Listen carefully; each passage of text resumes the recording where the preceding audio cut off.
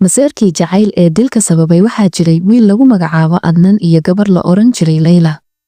Labadooduba waxay ahaayeen Soomaali ku nool magaalada Oslo ee dalka Norway. Adnan wuxuu ahaa shakhsi furfuran, jecel inuu dadka la noolaado si furan, halka Layla ahayd qof degan, maseer badan oo aan u dulqaadan karin in qof kale nolosha Adnan soo farageliyo. Adnan iyo Layla waxay isbarteen markii ay dugsiga sare wada dhiganayeen. Jacaylkooda wuxuu ahaa mid aad u xoog badan oo dadka deriskooda ah ay la yaabeen. Waxaana ay ahaayeen lamaane aan caadi ahayn.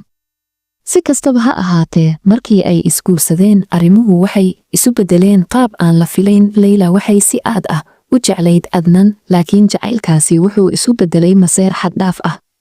Adnan wuxuu ahaa shaqaale hotel, waxaana uu had iyo jeer la macaamilayay dad badan, gaar ahaan haween.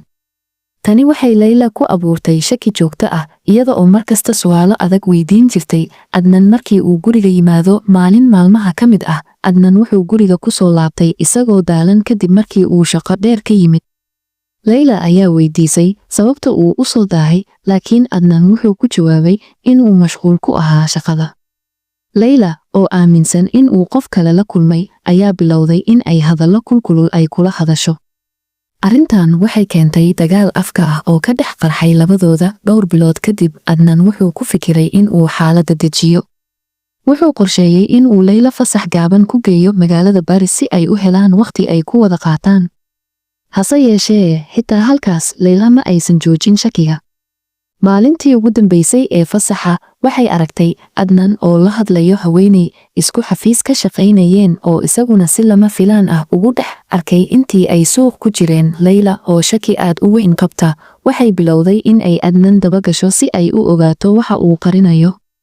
Waxay Adnan ku eedeysay in uu xiriir qarsoodi ah la leeyahay haweeneydaas. Adnan wuxuu isku dayay inuu xaqiiqada sharaxo, balse Layla kama aysan dhegaysan.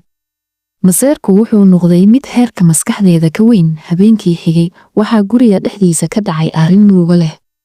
Layla, oo ay maskaxdeeda ka buuxaan shaki iyo maseer, ayaa Adnan si lama filaan ah tooray ugu dhufatay markii uu isku dayay inuu ka baxsado muranka dhexdooda ka dhacay. Adnan, oo aan filaynin weerarka, ayaa dhaawac halis ah soo gaaray, isla goobtiina ku geeriyooday. Markii ay Layla aragtay dhiigga uu Adnan ka qubanayo, waxay garatay qaladka ay gashay.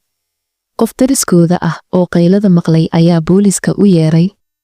Booliiska ayaa Layla xabsiga u taxaabay, halka Adnan dhaawaciisa loola cararay isbitaalka, balse nasiib darro waa uu geeriyooday. Layla waxay maxkamadda ka hor qiratay dembigeeda, waxayna sheegtay in